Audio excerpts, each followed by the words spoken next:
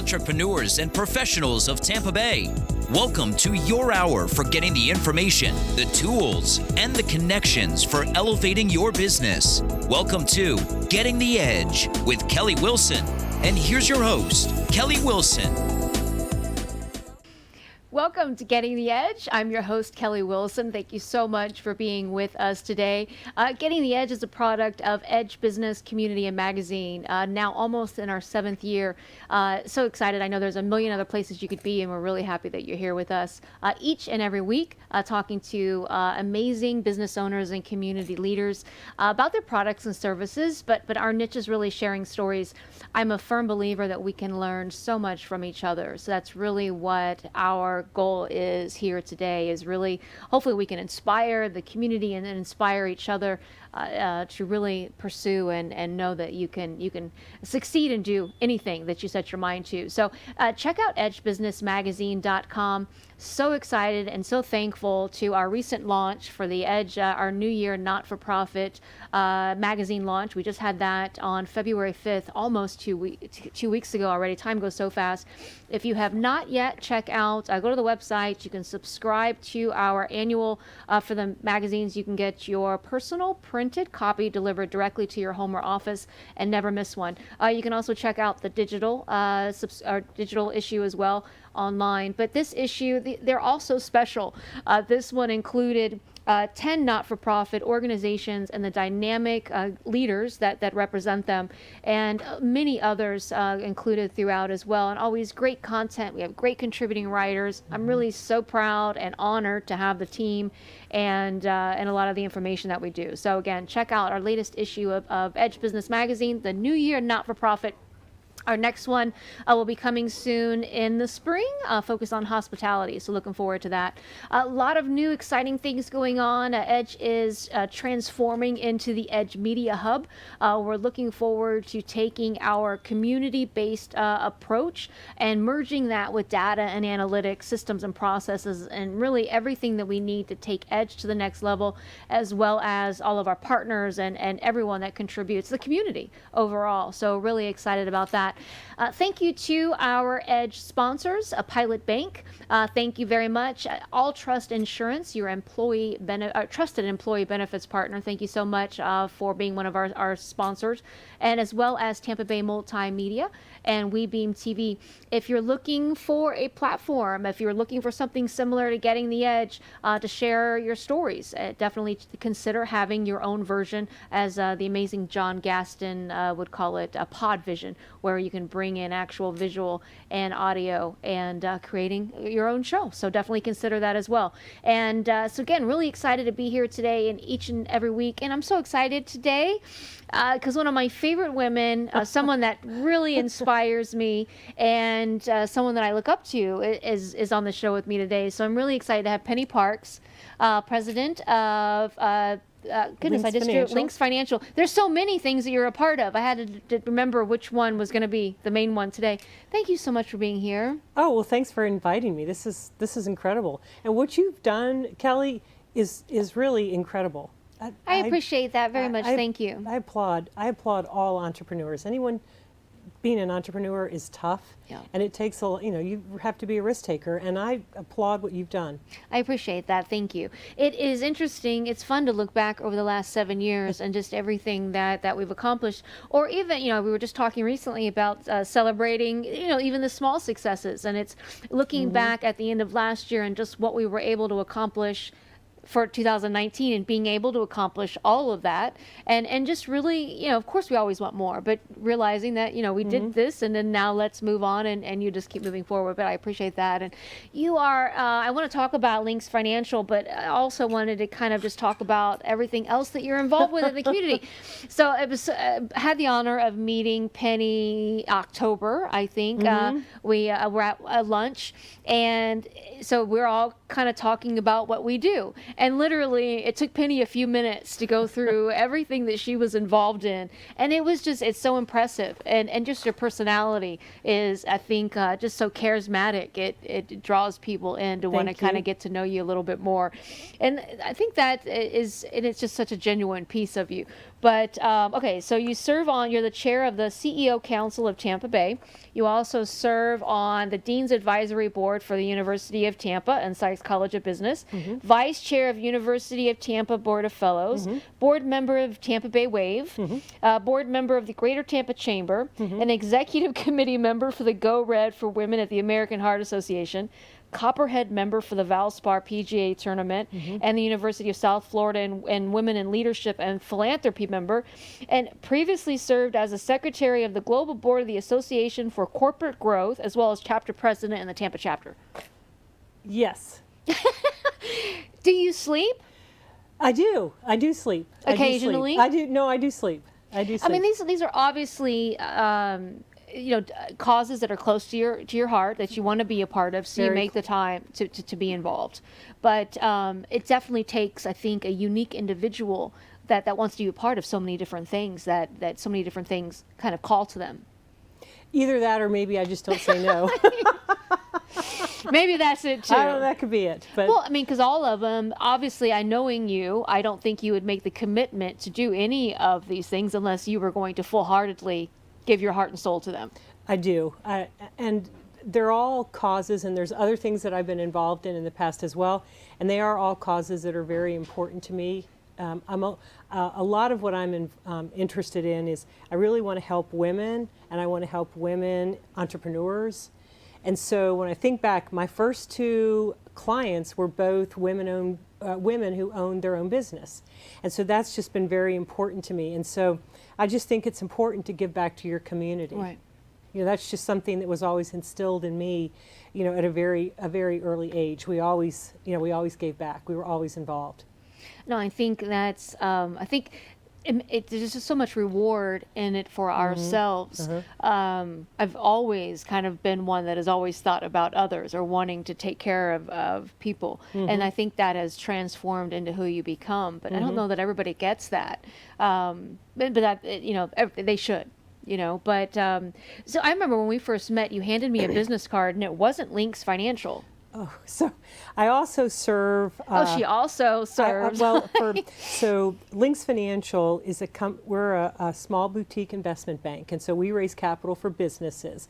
And about half of the deals that we work on are real estate related, and half are with operating companies. And so we'll help them raise capital to grow their business, or we'll help people buy a business, or we'll help people sell a business, or we'll help people restructure a company. So those are just some of the things that we work on.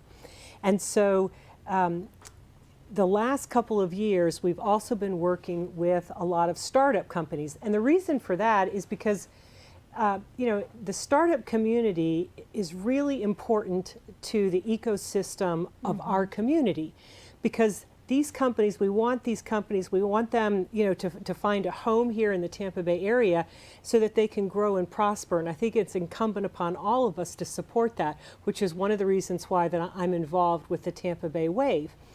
And so in doing that, I got very involved with one particular startup. And so I actually serve on his advisory board for his company.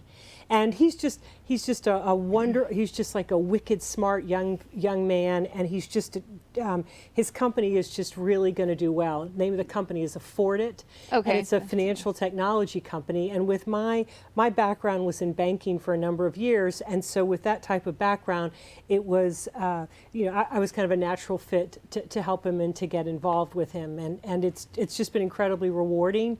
And it's fun to help enjoy each of his milestones and watch them grow. Right. Which has just been great. Yeah. That's amazing. And you mentioned Tampa Bay Wave. I had the pleasure of including Linda Olson in our New Year Not-for-Profit issue, and it was great getting to learn more about Linda and the Tampa Bay Wave, but even the story behind how that came to be. And that's again, and that's what I think is so special about you being here today, and every guest that we have on, and even the different people that we highlight in the magazines. Linda Olson, it was, there's just so much beyond the organization, and Linda just being one of them, but there's a story there of how that came to be. So really finding out that story, and that's what's so great about the entire magazine, and reading all these stories and how these dynamic leaders came to be and represent these organizations. And what's also really neat, when you think about here in the Tampa Bay area, in our ecosystem, the large accelerators / incubators are all run by women. So Linda Olson runs the Tampa Bay Wave, Lakshmi runs Embark Collective, Tanya Elmore runs the Tech Hub, the startup community over in St. Petersburg, and then Rachel runs the FIBA, the Florida Israeli Business that's right, Accelerator. So it's kind of interesting when you think about the fact that the four largest of the accelerators / incubators here in the area are all run by women.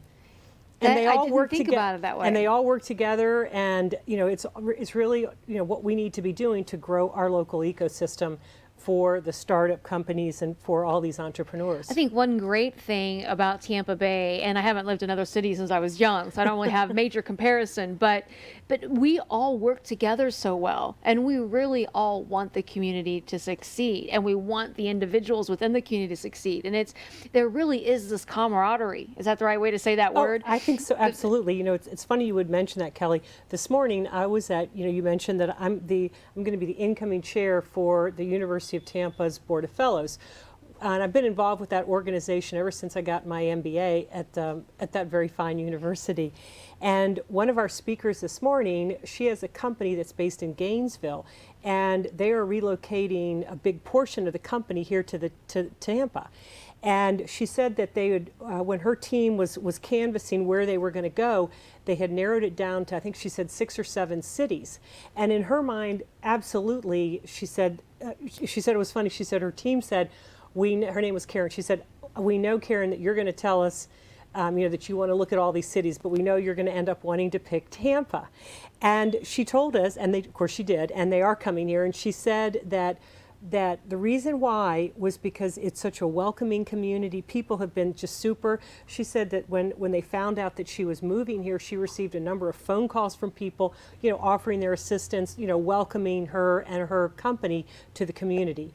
And, we'd like to think that that is unique to Tampa. I hope other cities do the same thing for people that come to their community, but I think that we certainly do that here in our community. Well, and it's interesting, years ago, even, with Edge, the idea behind it was entrepreneurs dedicated to growth and excellence. And years ago, I spent my former life in real estate. So for many years, I was in real estate and a part of every chamber at that time. And this was back in the 90s. Right. So the chambers were a little different. In my experience with them years ago, over a decade ago, was they were so transactional. I didn't really have the support from my family as far as with like-minded individuals that could really relate to who I was as an entrepreneur or innovative thinker. But I just was craving that. So really Edge was this, I thought, well, I'll create my own unit then that we can all work together. But I remember sitting down with a great friend of mine today and restaurateur in the community and said, I have this idea, and this is like 2012, 2011, and I said, I'm going to create this community. And he said, Kelly, honey, you just want everybody in a circle singing Kumbaya, and it's not going to happen.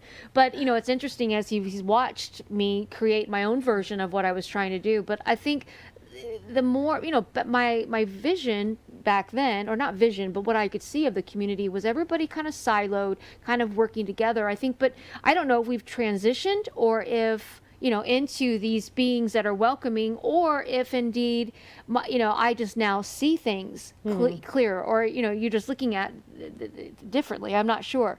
But I do see this willingness. And it's interesting if you say, I'm looking for this, or I need something. Many people will be on the phone trying to find, who to connect you with, or, it's just everybody's just willing to work together. I think so. I'll tell you, this morning, my colleague Tom Rummel and I met with an entrepreneur, and he was looking for some assistance. And so we just started talking to him about, you might want to think about this, this, and this. And so we went through, the whole time with talking with him. And at the end of it, he said, okay, well, what do you need from me, or what can I do for you?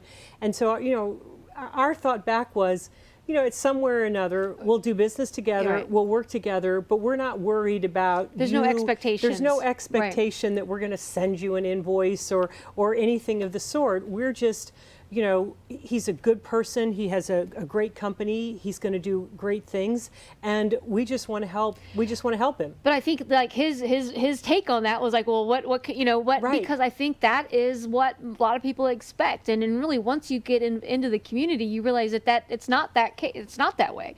People will just connect and do because they want to do and see you grow. And I've heard many people, well, for instance, Roger German, who's the CEO of the Florida Aquarium, he was a part of the magazine. He was talking about coming here from Chicago and how same thing. A couple of people called him, and many of the nonprofit leaders were just saying, you know, if anything you can do as you come in. Absolutely. Because I think making Tampa such this great, phenomenal city, it's all these pieces working together. Absolutely. And I'm a big believer too in you need to ask whether it's the heavens or the universe or God or whoever that you need to ask for what it is that you need or you want. And I've just done that my whole life. If I needed something, or if I need to get connected with someone, or I need to make something like this happen, and that's always sort of worked out for me. Yeah, that sounds like a Super Soul Sunday show that I watched. I always DVR those. I love Oprah and her. They were talking about manifestation and right. just different and I things. think that seems to work. Yeah, no, I agree. And I think when it was interesting, one of the shows I was watching was just talking about when you're truly on your path of where you're supposed to be, things unfold and they come together. And that actually, it was so interesting. I purchased the book, and I love Amazon because I got it the next day. But it was really talking about how some people are like trying to fight for the wrong path, and then that's why there's so much.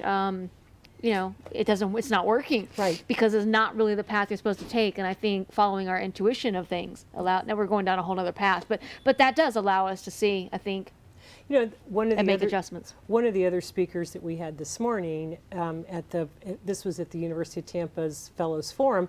One of the speakers said, you'll feel it if it fits. It'll feel right if it fits. And I think that's what we're speaking to. Yes. Yeah. And in fact, one of Oprah's questions was like, how do you know if you're on the right path? And then the lady, and Caroline Miss, I think was her name, and she just said, you'll know because you feel it.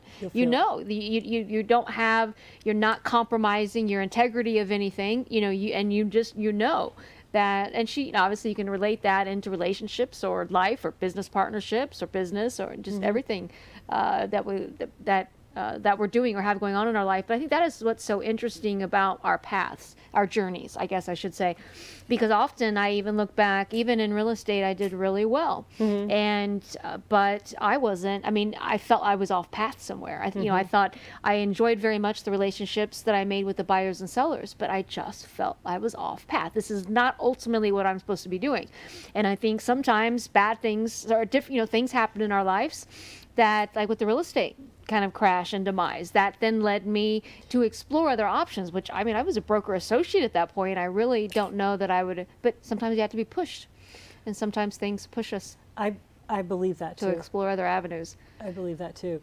It's a lot of times people make a joke about a cliche, and they sort of roll their eyes when you think about a cliche. But a cliche is still true. It's a cliche, but it's still true. And it's sort of the old adage, when a door shuts and a window opens. But I do think that a lot of times that happens. And unfortunately, we all don't seek out tough things until we have to.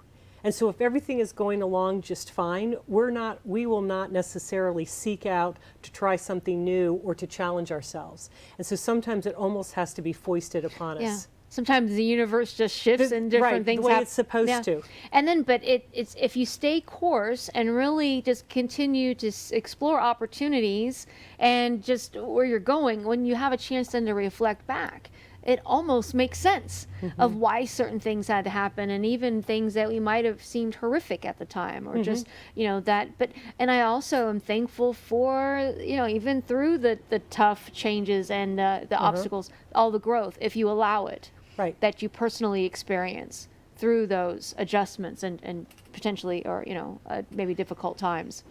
I agree. I love that, and just like, again, just how that, especially as you watch it all play out, exactly, and unfold. Where are you originally from?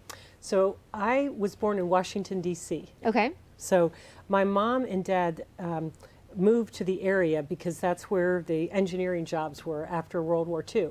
And so they lived there, and I was born and raised in the DC area, which was a wonderful place to grow up because the local news was the national news. Oh, right. I bet it, yeah. And so it was really fun for me. So my mother would often take, if there was something incredible happening in town, she would take us out of school to attend. And so she, I attended the Watergate trials as a child, and I met the Queen of England. And I got to go to the White House, and really some incredible experiences. And my mother was very Southern, and she spoke with a very Southern accent. And so she always used to say, "I didn't want school to get in the way of your education." Oh, I love it. And so she would take my sister and me out of class, and off we would go to to whatever was happening in the community, which was really neat. Now, what did they do? So my father worked for the United States government. He was an expert at mines, like a mine you put in a harbor to blow up a ship. He had like 17 patents.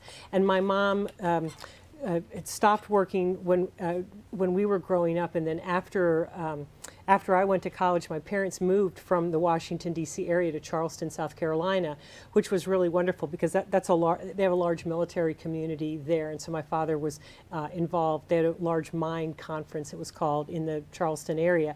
And my mom went back, and she was recruited for the College of Charleston, so she recruited young people to come to school there. So, and then how long did you stay in Charleston? So they lived in Charleston for about 20 years. Okay. They've both since passed away, but. Now, and where did you go to school? So my undergraduate degree is from Wake Forest, which is in Winston-Salem, North Carolina, and then I got my MBA at the University of Tampa. And then, so when did you move to Tampa? So I was transferred here to Tampa in 1992. I was in South Florida at the time, and I was working for what was then NCB, which became Nations Bank, which became Bank of America. So pretty much from your undergraduate, you went into banking then? I went into banking. Okay. Right out of school. And then did you think you'd one day be a part of this amazing community and fulfill all these kind of needs for boards and your own companies, or what? So I always refer to myself as the accidental entrepreneur.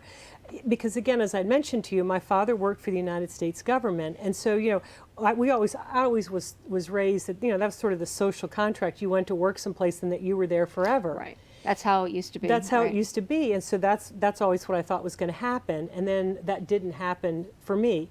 And so I was with B of A for a number of years, and then I was with a couple of other banks for a couple of years along the way. And then, I just thought, I just don't think I can do that again. And I have a lot of friends, and I think a lot of people who remain in the industry, but I just didn't think that was a good fit for me. But I really enjoyed helping people, and I enjoyed helping people. That's sort of my whole mantra, is to help people. And so, yes, I'm involved in a lot of these charitable organizations and all of these nonprofits. But really, where I think I provide the greatest value is through my business, helping people, whether it's raising capital or buying out a partner or selling a business, those sorts of things. That's really where I think I can make the greatest difference. So where did the idea for Links Financial come from? So I was starting to trying to figure out what I was going to do next. I had been with a couple different banks, and I had a break, and I was just trying to decide, what am I going to do next? And I had some women that said, "Listen, Penny, I still need that money. I still need help." I said, "Well, let me make a couple phone calls for you." And that's literally how I started the company. And then it grew from there, and I have several people that, have people that work for me, and I've had larger staff, and I've had smaller staff, and it just kind of depends on sort of where we are in the economic cycle. And I said, okay, I'll just start to help you. And that's really how I started the company. And then one of the things that's been interesting, I've served as sort of an outsourced chief financial officer for companies, because a lot of small to mid-sized companies have rather elaborate or extensive capital needs, but they really can't afford to have someone full-time. Right. They often are able to get really good accounting and really good operational talent, but finding somebody who can help them navigate the capital markets arena sometimes is a little dicier. And so that's really where we have found our niche. So how many years now has it been? So I've had the company for 14 years. Oh, okay. I didn't realize it'd been that long. Which is great. And it's funny, Kelly, a very good friend of mine, when I started the company, after I'd had the business for about 3 years, she called me on the phone and she said, "Congratulations, Penny." And her name was Susie Boland, a really neat lady. And I said, what are you congratulating me for, Susie? I'm curious. And she said, "You're unemployable." I said, "What do you mean I'm unemployable?" And she said, "If you've owned your own business for 3 years or more, you'd really have a hard time working for anyone else." And so she wanted to call and congratulate me and tell me I was now unemployable. Oh, that's so interesting. I haven't heard that before. Yeah, so. Interesting. So with all of the different organizations and things that you're a part of, is there anything that you are most like connected to or most enjoy? Or maybe that's hard to ask or answer. Well, isn't that kind of like asking, like, which is your favorite child? Yeah, it is. So you don't, I'll tell you, but you remember, like, when you were a child and you'd say to your mom, "Well, you like so and so better than you like me," yeah. and your mom's answer was always, "Well, I want to focus on the one who needs me the most right now," and you kind of roll your eyes. I would almost answer your question about all of the organizations I'm involved in a similar fashion. So if I'm in a chief leadership role, then that's the organization that's going to get the most my most attention right now. And so for me, that's the CEO Council of Tampa Bay, which is just a wonderful organization based here in the community. I've heard many good things and talked to quite a few different people that have been involved with it over the years. How many years now have you been included or involved? So I've been involved in the organization for 15 years, maybe. Oh my goodness. And the organization's been around for about 20 years. It was originally part of the Growing Council of 1,000, so it was part of a national organization, like Inc. magazine, and then the folks that started the organization said, we can just, we'll be our own we'll be our own entity, and so it's a nonprofit. It's a 501c6 entity. Yeah, I didn't realize they'd only been around 20 years either. Tell us a little bit about the Go Red. So we just had our luncheon, which was wonderful. And I think one of the things, Kelly, that a lot of people don't realize is unfortunately the number one disease that kills women is heart disease and stroke, even more so than cancer. And I think a lot of people don't realize that. That was my first aha moment with being involved with that organization. My second aha moment is, women, unfortunately, don't have the same types of symptoms as men have if they're having heart distress. And so what's upsetting about that is, unfortunately, the medical community for years and years were always trained on what the symptoms that a man was having when anyone would come into the emergency room requiring assistance. And so unfortunately, a lot of times the heart, like a woman would maybe have a stomach issue or something else, and it would not be properly diagnosed. So we just had as you mentioned, this past Friday, we just had our large luncheon, and we raised, I believe, close to $1 million. Wow. And so we had a sold out crowd. And it was a really wonderful event, and it was a celebration of the Go Red for Women campaign and women being more focused on their heart health. And is it affiliated with the Buccaneers? The Buccaneers are a supporter of the organization. Okay, because I remember seeing them together with it somehow. Right, so they're a supporter along with a number of other really good community partners as well. And how long has that organization been around? So, the American Heart Association's been around a long time, and the Go Red for Women campaign has been around a long time, and is something that's held in a lot of different communities around the country. Thankfully, we have so many different great people with passions. Really, that was what was so unique and fun about the New Year Not-for-Profit issue, is just to have these amazing people that all fulfill a need. And of course, they all feel like they should do more, or they just began to kind of scratch the surface of the needs of the community. But it's so great to see each of these needs being being fulfilled. Oh yeah. And like even with Go Red and just all of these different organizations. What are some of your tips that you could share with us on like leadership or bringing a great team together, or when you're advising these nonprofit communities or these new startups? You know, so that's kind of a broad question, so I'm going to answer a couple different things for you. I'll go back to, you had mentioned one of the organizations that I'm involved with is something called the ACG, or the Association for Corporate Growth. It's a mergers and acquisition advisory group, and it's international. There's, I think, 55 chapters around the United States and actually all over the world. And we had one of the gentlemen that started the organization here in the Tampa Bay area is part of a private equity company that's now based in Boston. And we had him come back and speak to our group a couple of years ago. And one of the questions that we asked him, his particular private equity firm had invested in hundreds of companies. By this point, because enough time had elapsed, he had invested in hundreds of different companies. And one of the questions that we asked him was, you know, when you look at, because the industries in which they had invested were varied. And so we said, is there anything, when you look across all of the different companies that you all had invested in and all of the different industries, is there any one thing that you found that that you can speak to of what would make one of your companies more successful than one of the other companies?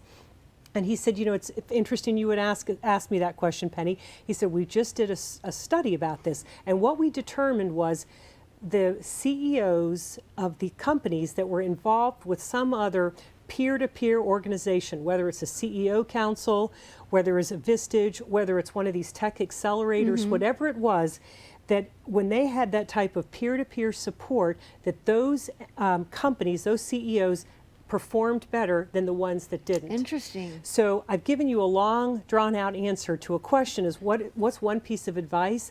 I would suggest for any CEO, one of the things I think that particularly for a middle market, you know, like an emerging growth company or a middle market size company, is when you're a CEO, it's really lonely. You know, you don't have other peers. You don't have people that you can commiserate with or ask them about, you know, this personnel issue or ask them about where you're going to get your insurance supposed to have or all whatever. the answers. You're supposed to, and Right. you can't really, there's a lot of questions that you can ask within your own company. And so I think having peer-to-peer support is really important. So whatever that, you know, looks like for you, I think that would be my first piece of advice. That's great advice. For any company, is to try to find that type of an opportunity. And so I think that's number one. I guess my second piece of advice is never give up. Never, ever, ever. Isn't that what Winston Churchill said? You know, never, ever, ever give up. You know, that's what I would say. Yeah, no, but both are great advice. You know, it's interesting, I think, too, going back to the CEO piece of it, when you talk to people that are part of these organizations, they'll tell you how much they get out of it and how rewarding it is for them to be able to sit around like-minded people and really talk about with no expectations, you know, of really what's going on. And I think even if they can learn so much from each other and from some of the other problems that other people are going through, they're able then to, you know, relate that to their own businesses as well. Exactly, and I think that you know, that there's places where there's forums for that, where, you know, you can have like a round table or a small group or some type of an opportunity to get together with other folks and in a confidential and way be able to get advice or as you say, you know, learn from each other's experiences. Yeah, well, I just think, again, I like I said at the beginning of the show, I'm a firm believer that we can learn so much from each other. So I think, you know, being able to utilize what other people have been through is just going to be a benefit to you as well. Do you have any like favorite resources that you refer to? Do you have a favorite book? So I am an avaricious reader. So you know, I always go back to the saying, leaders are readers. And so I love to read, and I read all different books, and I'm in a book club, and I'm in a book less club. So so the book club, we get together and discuss a book. That's something else that should have been added to your list of commitments. So I'm in a bookless club. We get together, but we don't necessarily read a bookless club. A bookless club, we call it. Okay. But so, I read fiction, I read mysteries, I'll read, autobiographies. But as far as like business books go, lots of different readers, and like whatever's sort of on the bestseller list, I'll try to read. I'll try to read those. I read political books too. I like to feel, and again, part of that is I think was my Washington D.C. Right. upbringing, is to be aware of what's happening in your community and in your state and in your country. So to me, that's important as well. So how many books do you think you read each year? Oh, well, last year I broke my ankle, and so I was laid up for a while. I was able to work, but not like full time, and I was still involved with a lot of organizations, but I really had a lot of time to read. And this was for, I don't know, I think it was about 45 days, and I told my husband, I said, I bet I've read 60 books. He said, Penny, there's no way you could have read 60 books. And sure enough, because then after I read them, and I know that we should all read them on our phones. I see your phone there, or your iPad, or your I'd much whatever. rather hold them. I like a real Yeah, book. me I'm too. sort of old-fashioned that way. I like a real book. And then I do give them away. I give them to libraries, or I have other friends and relatives that I'll send books to, and we kind of do that. We kind of share that way. But I truly had read about 60 books in that period of time. So I don't know how many I read, 80 books a year, something like that. Yeah, Barnes and Noble knows me well. That's funny. No, I love to read as well. I think I'm always writing or doing something Right. for the business that I don't have as much time to leisurely read as much as I'd like. And mostly everything I read is leadership type books. But I was kind of proud of myself on Sunday, as I mentioned, when I ordered the book on that I was just talking about from Oprah's Super Soul Sunday show. But I thought that's something, It's great, and I'll tell but you. it's still growth oriented. It is, and it's also back to when you say the resources. We have really good speakers. At the CEO Council, we just had Carla Harris come and speak, who's just an incredible person. She's considered the most powerful black woman on Wall Street. She's a vice chairman at Morgan Stanley, and she came and if she's not the best speaker I've heard, she's one of the best speakers, and she's written a couple of books. And I wore pearls today because she always speaks about pearls of wisdom, and that's one of the things that she shares. She's actually written a couple of books. Her books are wonderful. Strategize to Win, I think, is her most recent one. If you get a chance to pick that up, that's a. What was her name? Her name is Carla Harris. And that's a great one to read. I like Ray Dalio's Principles is an interesting book to read. It's a little bit broader brush about sort of what drives him and what fuels him. Those are some interesting ones. I also like to read, just sort of business stories. I always like to hear sort of the why behind what happened type stories. So I read a lot about the financial meltdown and what people thought the causes were of that, and sort of the repercussions of how that went down. Well, and it's interesting. I always love reading kind of the stories behind the brands. Even like Starbucks was a great one with Absolutely. Howard Schultz. Oh, that was a great one. And learning about just Yes. everything that he went through. So many people see Starbucks on every corner and think that was just something, The an overnight. happenstance or whatever, or an overnight. Yeah. Right, but Yeah. everything that he went through, and just I think the tips and strategies and story behind what did he like 300 no's, or something more than that before he finally got to the point. So just it's so inspiring. Absolutely. And I think too we're at a day and age that people are willing to share their stories and really talk about and the good, the bad, the ugly. Really to talk about failures and successes.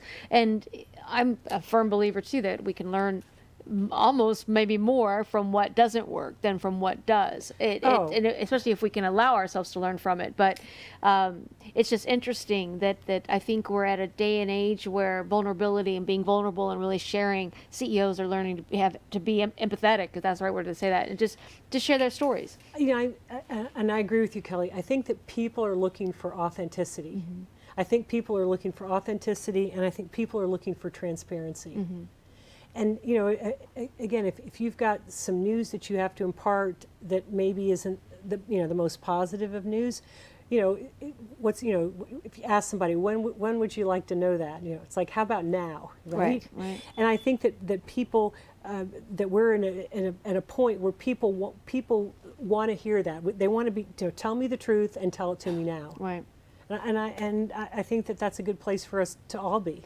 I think it's interesting. You kind of mentioned something earlier as far as being with the corporate world and being with that same company forever, and just how I think we've evolved as a society. But I think just in all these different ways, but them being in good ways. I agree. I will tell you, one of the advantages of working for a large company, though, is it teaches you process.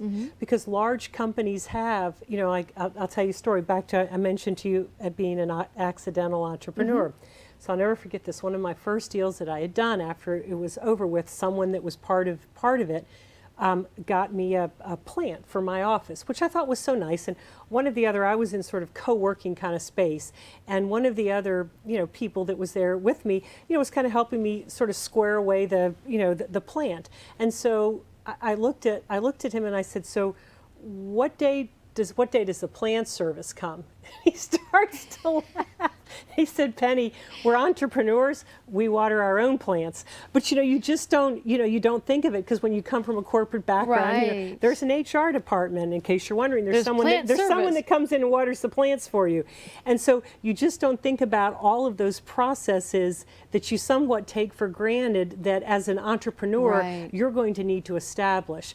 So there is, in my mind, a lot of value in working for a large company that has really good systems and processes in place, which you can then decide, I'm going to emulate or I'm not going to do. But at least you have something to to gauge and go by. Absolutely. Kind of goes back to earlier when I talked about pieces of the puzzle and being able to pull different parts of your life. But yes, that would have great value. I never had that, so yes, I envy those that do and are able to pull that into their filing cabinet in a sense. Exactly, which I think is also one of the values for again being part of sort of a peer-to-peer support system that helps you. If you don't have a process, it maybe helps you develop a process if you haven't had that type of corporate background that would have afforded you that type of an opportunity.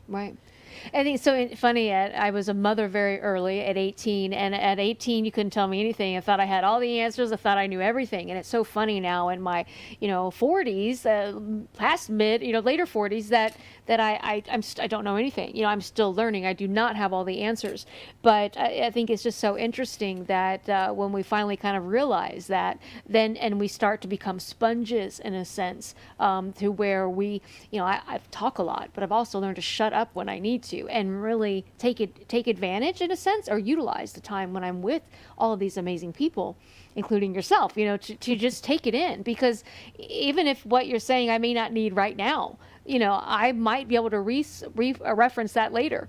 So I've just learned to compartmentalize all these different compartments and just reference them. And again, back to one of the things that we were speaking about earlier was the sense of community and how connected we all are and how much we're all sort of in this for each other. And I think that that's one of the things that having been involved with as many different organizations that I've been involved with has been very helpful for me, because I can, introduce this person from this, organization or place where I know over here to someone over here, and that can be very, very helpful to that particular situation. And which is great. From so many of the people that I sit down and talk with, it's something like that, where they mention a need that they had, or they expressed it in some way, and then different resources or opportunities came to them, or different connections. It's just, it's interesting. And I think it goes back to what we were saying earlier too, about being on your path and truth of something, that things will kind of unfold the way that they should. So if you could go back and give your younger self advice, like 25 years ago, or maybe right out of college initially, what advice would you give your younger self, knowing what you know now? I think first and foremost, I would say the things that I regret are not necessarily the things that I did, but the things I didn't do. So, there's a, in some regards, I followed graduated from college, got a job right away, got married, followed sort of a traditional path of what, you're supposed to do, what was expected. I wish I would have told my 25-year-old self that you don't necessarily have to do that, and that everyone's allowed to have their own path, and that's the path, and that you may not know what the answer to your path is today, but you just know that for today this is the right path for you, and that's okay. I think I would say that. And I think the other piece of advice I would have given myself was, it's okay to fail. Yeah. You later on learn in life, I think, Kelly, and you and I have had other conversations besides our one here today, where we've talked about the fact that really back to when you're going to grow the most is when you have to grow the most, and for that to happen, you have to allow yourself to fail. I go back to as a for instance, 3M company, the 3M company, that to encourage people to create new inventions and to create new ideas, they really celebrate failure. So what they'll do is if someone has a new product or a new invention that doesn't work out, they'll actually have a party and they'll actually go and bury it, and big rest in peace sign and whatnot about the idea. And again, it's meant to encourage people to take a risk, and because you can't really grow, unless you take a risk. So those would be the pieces of that. And then of course, the other one is, it's always better to beg for forgiveness than it ever is to ask for permission. Right. I agree 100% with all of it. It's interesting, and it kind of goes back to what I just said earlier, as far as we learn more from what doesn't work sometimes than from what does. Everything just always works out. We never really, and I made that comment to someone a couple years ago, just again, because my path really of being a single mother and on my own the last 10 years, the red carpet wasn't just laid out for me. It's building blocks and pieces and overcoming, obstacles and diversity and just everything else you can think of, but you persevere. But someone had said to me, I kind of made the comment that I learned, I think, most from the obstacles and the turbulence and just the tough times that I have gone through to be where I am today. And, I think this particular person I was talking to at the time had gone through kind of one main thing, and really things had always kind of worked out for her. So she couldn't really relate to what I was saying. And she was like, well, I hope that's not true. I can learn just fine from my comfort zone. She really couldn't relate to it. And again, we all learn differently. We all grow and process and gain our wisdom differently. So I'm not judging in any way. I'm not saying we have to go through really hard times to learn and grow. But I, in my own opinion, I think much of our growth comes from that. Yeah, I think you do. Yeah. Well, I think it just takes us to a whole different level if we allow ourselves the opportunity to not be a victim of any type of circumstance, but the victor. Right. Is that the right way to say that? I think. Right, and I'm not a fan, I'm not a fan in ever being like that. Again, unfortunately, bad things happen to really good people, and so I think that we all just, what we do when that happens is really what makes you who you are. Yeah, it's how we react and how we overcome kind of what happens to us, not necessarily the thing that happens. It's how we react to that and what we do with that. It's I know you and I could talk about that type of philosophy and just different things that we've learned like forever. What definition of success? What is your definition of success?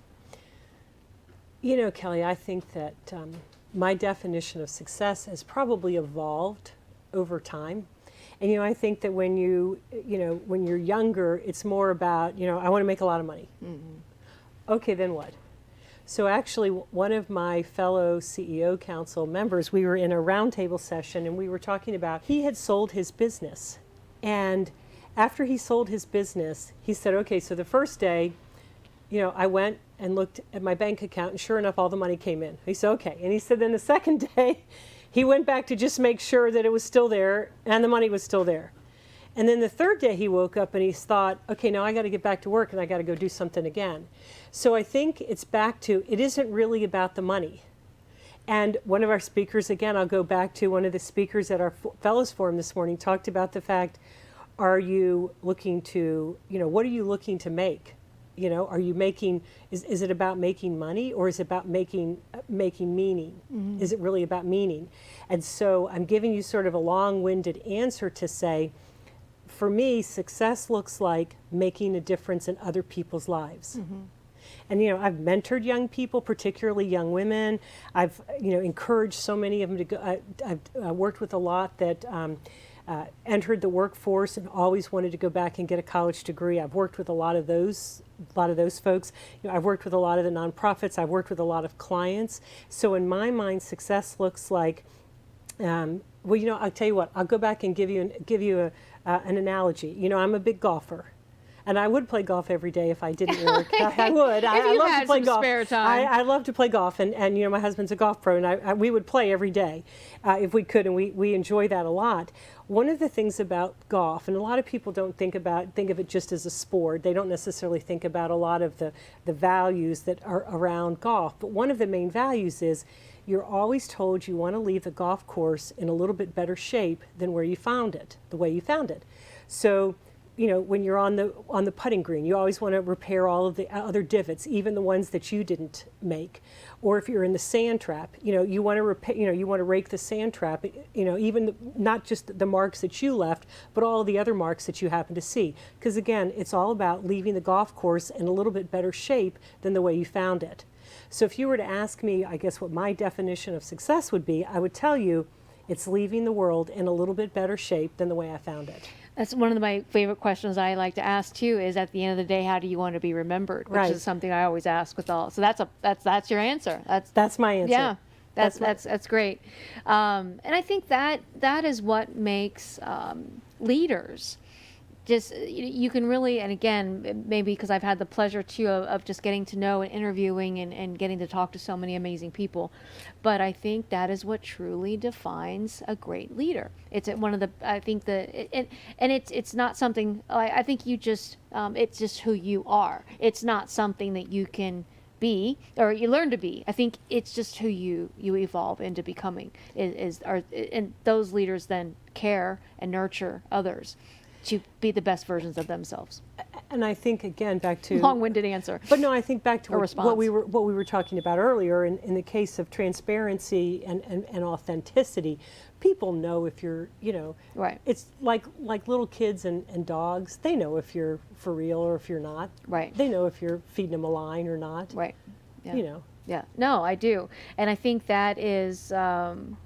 Well, and I think it's great that we're in a society today where it's encouraged and not looked badly upon for CEOs or leaders of whatever to be vulnerable and to kind of have empathy and to care about. It's Dean Moez Lamayam with very excited to be partnered with USF. Muma College of Business, but he's written so many different articles for us on leadership and the different leadership styles and how they've changed just over the years, and now how it's encouraged to be more of this leader, or what they're teaching, in their leadership courses is to encourage to be the type of leader we're talking about today. Absolutely, and I think that we need to be, gone are the days of sort of the dictatorial style.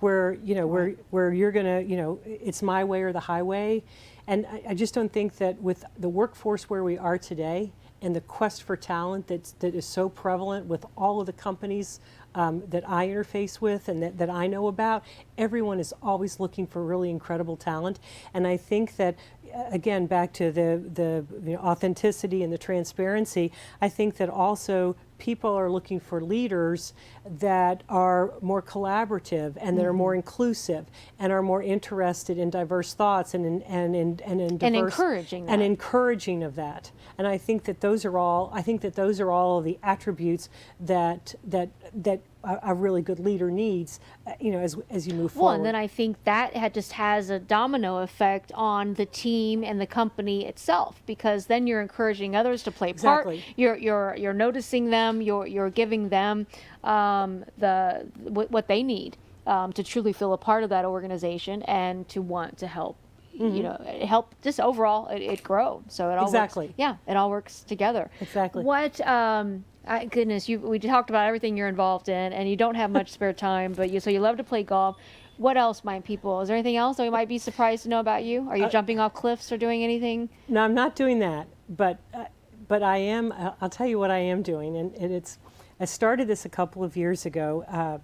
I make I make wreaths. I know you're laughing because you've heard. I love it. Yes, I make they're wreaths. beautiful. You're so creative. I make wreaths and trees, and it started as a hobby. And it started as, I'd had again, because life happens to us, I'd had a really bad year. 2014 was a really horrible year for me for a lot of reasons.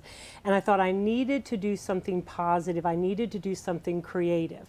And so I started making, like Christmas wreaths and then little trees. And so it's just grown from there, and I sell them, and a lot of people are always like, Penny, you ought to sell them on Etsy, or you need to do this, and then tell me how to sell them. And I really, candidly, Kelly, I really don't care how I sell them, but I do. You just enjoy doing I them. just enjoy making them so much, and now like I'm making these little trees, and I paint the little bases and that sort of thing. They're beautiful. You just had some recently for Gasparilla. I do for every holiday. I've got Halloween and Easter, and I even did some for the Masters for golf for the Masters. They're so cute, and they have azaleas because at Augusta they have azaleas. So so a lot of people, people that know me, they all know because I'm always trying to sell them a wreath or a tree. But people that don't are always surprised.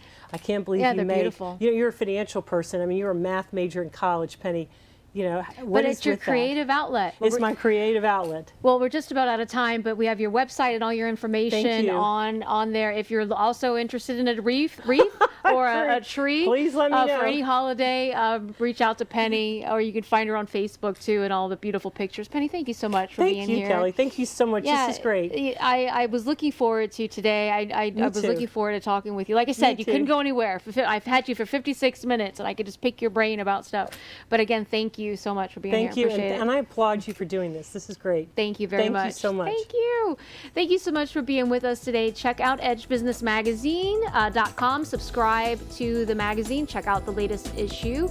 Again, thank you for being with us today. And until next time, never stop dreaming. We'll see you soon. Thank you.